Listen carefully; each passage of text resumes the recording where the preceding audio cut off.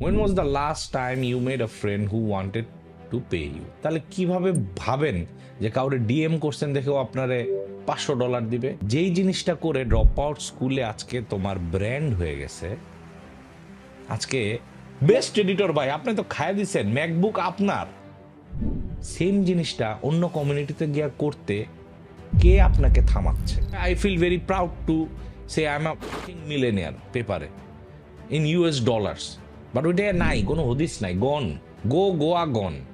কেমনে গন?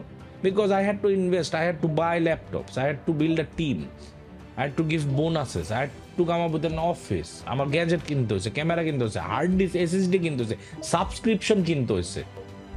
তারপরে রেভিনিউ আর প্রফিট এক না, আর আপনি চাইতেছেন সবই আইসা পড়বে। ওই যে একটা ট্রিক্স শিখছেন ভাই, ট্রিক্সটা শিখাই দেন।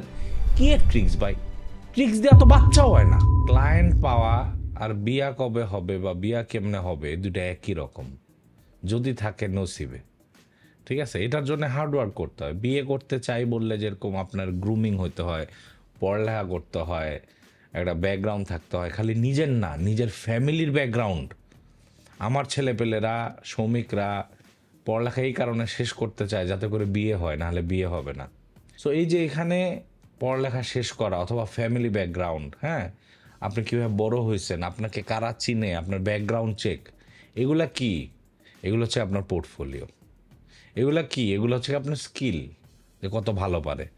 সো বিয়া করা যেরকম টাফ, মাত্র একটা বউ পাইতে বা একটা জামাই পাইতে যেই অবস্থা যায়, আর আপনি চাইতেছেন 100টা client, you think that's gonna be easy? বিয়ে করে আনার পরে বউ তো টাকা দিবে না, ক্লায়েন্ট তো টাকা দিবে। তো আমি আপনাদের আজকে মাইন্ডসেট চেঞ্জ করতে চাই। প্রথম কথা, when was the last time you made a friend who wanted to pay you? ধার দেওয়ার কথা বলতেছি না। আপনি ধরেন আপনার বন্ধুকে একটু হাসাইছেন, একটু কেতকুতু দিচ্ছেন দেখে টাকা দিতে চায়, অথবা ওই বন্ধুটা যেখানে আপনারা খাইতে যান না কেন ও টাকা দিতে চায়। লাস্ট টাইম, এই যে বড় হয়ে গেছেন, বন্ধু বান্ধব তো সেই স্কুলে বানাইছিলাম। আপনারা কি মনে করতে পারেন কলেজে আর ইউনিভার্সিটিতে বন্ধু বানানো কত কঠিন? অথবা যারা চাকরি করতেছেন, ইমাজিন করেন আপনার কলিগ আছে, পিয়ার আছে, বন্ধু কবে হয়েছে? বন্ধু কবে হয়েছে?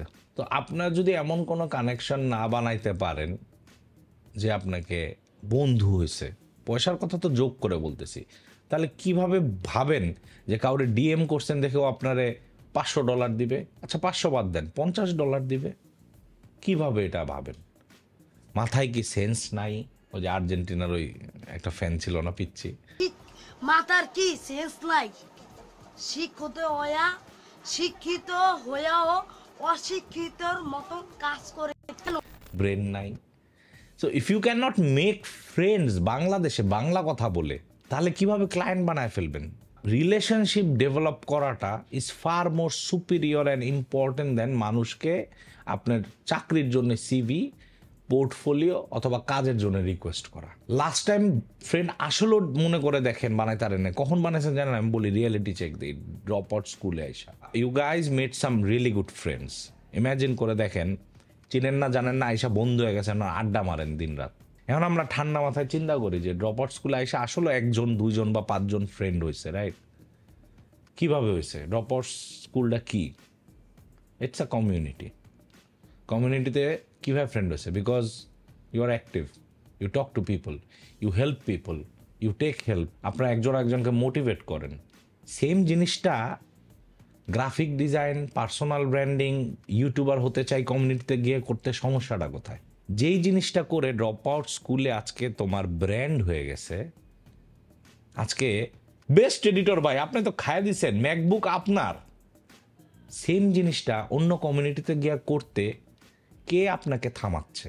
কেউ থামাচ্ছে না। আজকে কমিউনিটিতে যদি আপনাকে 5জন চিনে, এই কমিউনিটিতে, just because you are attentive in a class, আপনার ক্যামেরা অন ছিল, আপনি কোয়েশ্চেন করছেন, অন্য কমিউনিটিতে গিয়ে তাদের কমেন্টের রিপ্লাই, তাদের ভিডিও এডিটিংয়ে হেল্প বা তাদের কোনো লোগো বানায় দেওয়া, অথবা তাদের সাথে ব্রেইন স্টর্মিং বা জ্যামিং সেশনে গিয়ে যদি আইডিয়েশন করেন, কে থামাইতেছে আপনাকে বিদেশি বন্ধু বানাইতে?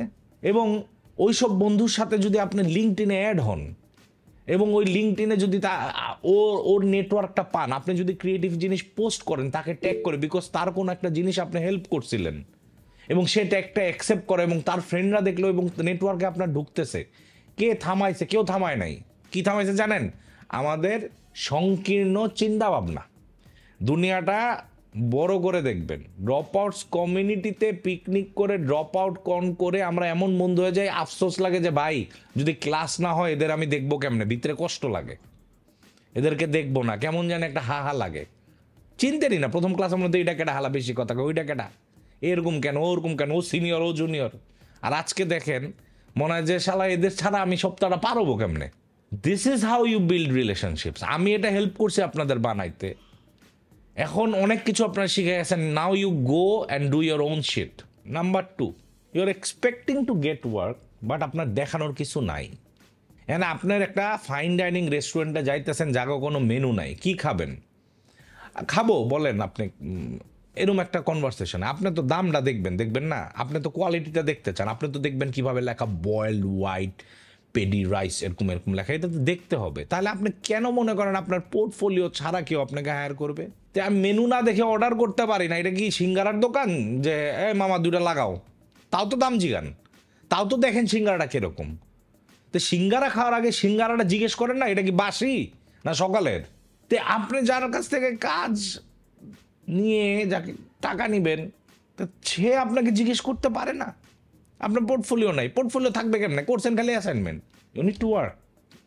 এখন এখানে বলে না যে হার্ড ওয়ার্ক করলে টাকা আসে, হার্ড ওয়ার্ক করলে টাকা আসে। আমি ভেঙে দিই, হার্ড ওয়ার্ক করতে হবে না, ও মাটি কাটতে হবে না। Just do your craft. আপনার স্কিল যেই লাইনে, ভিডিও হোক, ওয়েবসাইট হোক, গ্রাফিক হোক, do it, make case studies, these are your portfolio. Go to different websites, Framework, Card, Adobe Portfolio, Notion, Behance, Dribble. Do your own research and নিজের সিঙ্গারাগুলা শোরুমে দেন, যাতে client at least জিজ্ঞেস করতে রে এটা কি বাসি নাকি। This is hard work. বলে না যে ভাই আমার ক্লায়েন্ট নিয়ে আমি হার্ড ওয়ার্ক করবো কোথায়, আমি টাকা পাবো কোত্থেকে? You make your portfolio, you work on yourself, this is hard work. এইটাই হচ্ছে কি হার্ড ওয়ার্ক, যেটা করতে বলা হয়। Work hard and you'll get results. Build a kick ass portfolio, build a kick ass skill set, you'll get work. আপনি 500টা email করছেন, তাও কোনো রিপ্লাই পাইতেছেন না কেন? কারণ এটা একটা স্প্যামিং করা হয়, এটা সেল না, এটাকে বলে স্প্যামিং। এই যুগে এসে স্প্যামিংয়ের কোনো দাম আছে? আমি ছোট্টখাট্ট এক রাফায়ত রাখি, আমি যদি প্রতিদিন গড়ে 50টা মেসেজ পাই লিঙ্কডইন, ইনস্টাগ্রাম, ফেসবুকে আর মেইলে, তাহলে আপনি যাদেরকে টার্গেট করতেছেন, ওই কোম্পানির সিও, এই কোম্পানির ডাইনাত, ওই কোম্পানির মধ্যের আঙ্গুল, কত কিছু, ও কয়টা পাইতে পারে আমাদের মতো মানুষ থেকে? আমাদের মতো মানুষ বাদ দেন, ইন্ডিয়া আছে, পাকিস্তান আছে, শ্রীলঙ্কা আছে, নেপাল আছে, ফিলিপাইন আছে, আমেরিকা আছে, ওর অন্যান্য রেফারাল আছে। সো আমরা কি ভাই এমন একটা ট্রিক্স দেন আমি 500টা ইমেল পাওয়া যাবো আর হয়ে যাবে? তুই কেডা রে ভাই, তুই কেডা, তুই কি? যারাই মনে করে একটা এআই আছে যেটাতে ঘরে বসে বসে টাকা ইনকাম করা যায়, একটা অ্যাপ আছে যেটা দিয়ে ইমেল পায়া সবারে মেল করুন, ওরা আমার ভাষায় হচ্ছে কি সত্যিকারের খ্যাত। এসব খ্যাত হবেন না। Nothing in this world comes for free. আপনি যে হার্ডওয়ার্কগুলো করতেছেন, এই যে পোর্টফোলিও বানাচ্ছেন, that's a cost, that's a investment. এই যে আপনি ভাবতেছেন ফ্রি জিনিস দিয়ে ইউটিউব দিয়ে ক্লায়েন্টের আইডি নামায় সব পারা যাবেন, that doesn't work like that. এত ইজি না। আপনারা জানেন এআই দিয়ে কাজ করা যায়, কিন্তু এআই সাবস্ক্রিপশন নিতে চান না, হবে না।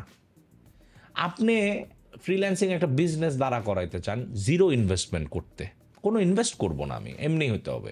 কিন্তু যদি আমি বলি যে একটা চালের দোকান দে, তাও আপনি বলবেন আমার তো ভাই 5 লাখ টাকা লাগবে, দোকান লাগবো, দোকানের ভাড়া লাগবো, চাল কিনতে হবো, ডিস্ট্রিবিউটরের সাথে লাইট লাগাইতে হবো, দোকানে হালখাতা লাগবো, এগুলো লাগবো। তুই একটা চাল বেচতে চাইলে তোর এত কিছু করা লাগে, তো তুই ফরেনারদের কাছ থেকে আর ডলারে কামাবি, তোর ওটার লেগে কিছু করতে হবো না? তুই কি কিছু খাইছস bro? You high bro? No, it doesn't work like that. যেই ব্যবসায় যত ইনকাম হয়, ওই ব্যবসায় তত বেশি ইনভেস্টমেন্ট লাগে। কাগজে কলমে আমি মিলেনিয়ার, কাগজে কলমে আমি আসলে actually I feel very proud to say I am a millionaire পেপারে ইন US ডলার্স, বাট ওইটা নাই, কোনো হদিস নাই। গন, গোয়া গন। কেমনে gone? Because I had to invest, I had to buy laptops, I had to build a team, I had to give bonuses, I had to come up with an office. আমার gadget কিনতে হয়েছে, camera কিনতে হয়েছে, hard disk, SSD কিনতে হয়েছে, subscription কিনতে হয়েছে।